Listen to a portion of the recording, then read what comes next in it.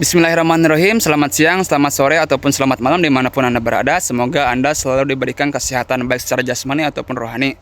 Pada kesempatan kali ini saya akan mereview tanaman cabai ataupun budidaya cabai ataupun teknik penanaman cabai di negara orang, bukan di negara Indonesia melainkan di negara Taiwan. Kebetulan saya di sini sebagai seorang pemagang, bukan sebagai seorang PMI ataupun sebagai seorang, sering disebut di kampung saya itu TKI ya. Kebetulan saya di sini sebagai seorang pemagang penempatan di bidang pertanian organik dengan 10 jenis komoditas yang saya budidayakan di sini. Salah satunya ialah tanaman cabai. Sebelum lebih jauh saya mereview atau misalkan sedikit membahas tanaman cabai di sini ataupun budidaya cabai di sini. Sejujurnya saya agak heran ya sama orang-orang di sini. Kan misalkan orang di Indonesia itu tidak afdol kalau misalkan makanan tanpa adanya rasa pedas. Tapi di sini terbalik. Jadi orang-orang di sini itu maksudnya takut mereka itu sakit perut ataupun gimana lah kayak gitu. Kan misalkan di orang-orang Indonesia itu harus ya, apalagi itu makanan-makanan namanya itu makanan khas Bandung itu namanya ya seblak ya kayak gitu. Makanan seblak itu kan harus pedas kayak gitu. Di sini memang enggak orang-orang yang itu. Kebanyakan budidaya ataupun pertanian ataupun orang-orang petani di sini membudidayakan tanaman cabai ialah cabai sayur. Mungkin penampakannya seperti ini, kayak cabai sayur kayak yang besar-besar kayak gitu, kayak semi keriting kayak gitu. Dengan rasanya kurang pedas, namun ada rasa sedikit gurih. Terus saya akan membandingkan budidaya tanaman cabai di sini.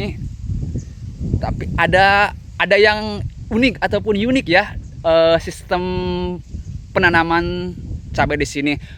Tapi dari segi sistemnya hampir 80% samalah kayak di Indonesia.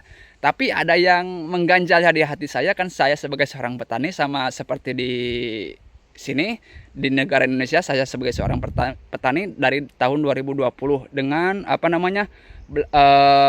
yang saya tanam di negara Indonesia tanaman cabai.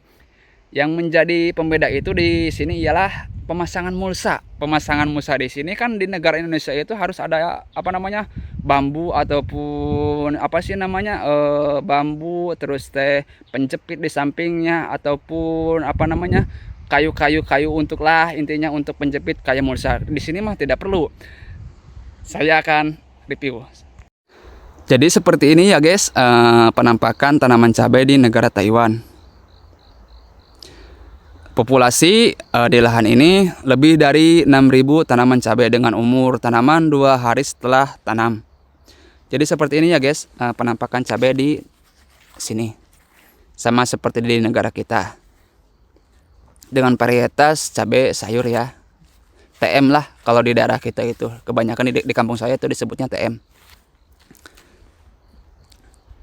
Dengan sistem tunggal, dalam artian sistem tunggal di sini, dalam satu bedeng itu hanya tersedia satu lubang tanam. Berbeda di negara kita kebanyakan para petani menggunakan sistem 2 lubang tanam di satu bedeng. Keunggulannya dalam satu bedeng itu ialah penyerapan unsur hara yang sangat maksimal. Yang kedua, perawatannya yang sangat gampang. Yang ketiga, meminimalisir terjadinya konflik ataupun kontak penyakit ataupun penyebaran penyakit, sehingga para petani di sini sangat mudah dalam perawatannya.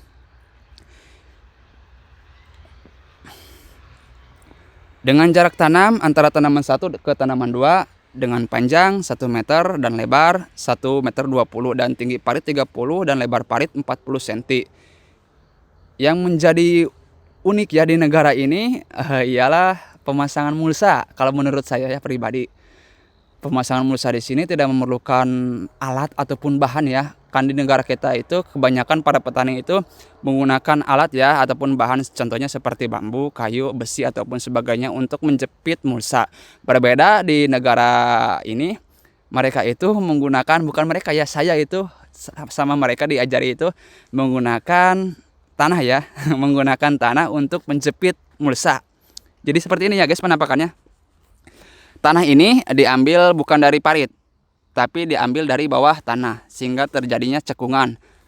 Dan si tanah itu disimpan di atas. Dengan demikian simulsa tersebut sangat kokoh ya, sangat kokoh, tidak akan mungkin terbawa oleh angin. Dan jarak antara tanah satu dengan tanah yang lainnya dengan jarak 1,5 meter. Itu ya yang menjadi unik di sini. Saya tidak menggunakan pupuk organik ataupun pupuk kimia dalam awal penanaman. Dengan catatan pH tanah harus berkisar antara 6 sampai 6,5. Itu yang menjadi pondasi awal dalam budidaya tanaman cabai di negara Taiwan. Jadi seperti ini ya guys penampakannya tanaman cabai di sini. Unik ya. Menggunakan tanah unik, sangat unik sekali, berbeda di negara kita. Terus tahap selanjutnya setelah umur 8 hari sampai 10 hari kan di petani di kita itu pemupukan awal itu atau pengocoran awal itu antara umur 7 hari. Di sini itu tidak boleh dengan alasan supaya tanaman cabai bisa adaptasi lebih lama di lahan tersebut. Setelah umur 8 hari sampai 10 hari, tanaman cabai di sini dispray menggunakan POC ataupun pupuk organik cair dari sisa-sisa sayuran ya, dari sisa-sisa sayuran yang sudah busuk lah. Pokoknya kayak di negara kita pembuatan POC kayak menggunakan M4 dan sebagainya. Di sini sama-sama bahannya tapi pure menggunakan organik. Tidak ada sistem kocor, tidak ada sistem tabur pupuk, hanya menggunakan POC dengan sistem spray sampai finish. Untuk pengendalian hama ya, seperti belalang, jangkrik dan sebagainya. Yang menjadi kunci di sini itu ialah para petani tidak mengganggu hewan-hewan. Contohnya seperti burung-burung ya suka memakan jangkrik kayak gitu. Jadi kan di sini itu sangat dijaga petani di sini. Jadi berbeda di negara kita ya. Kalau misalkan ada burung kutilang ya kalau di lahan kita.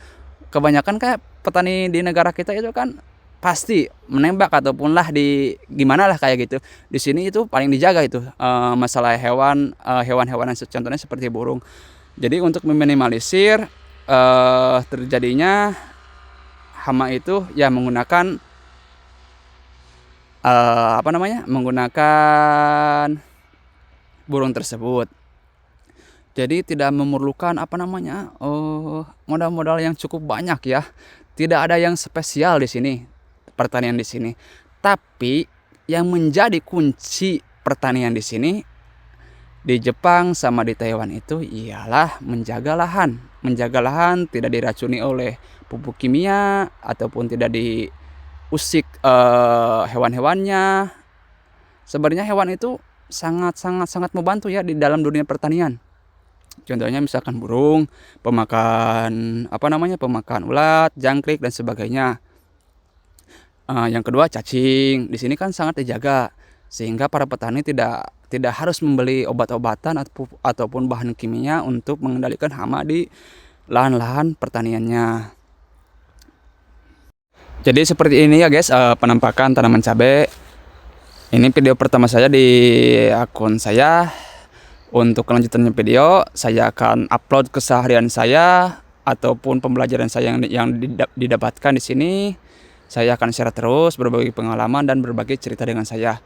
Salam sehat, sejahtera dan assalamualaikum warahmatullahi wabarakatuh.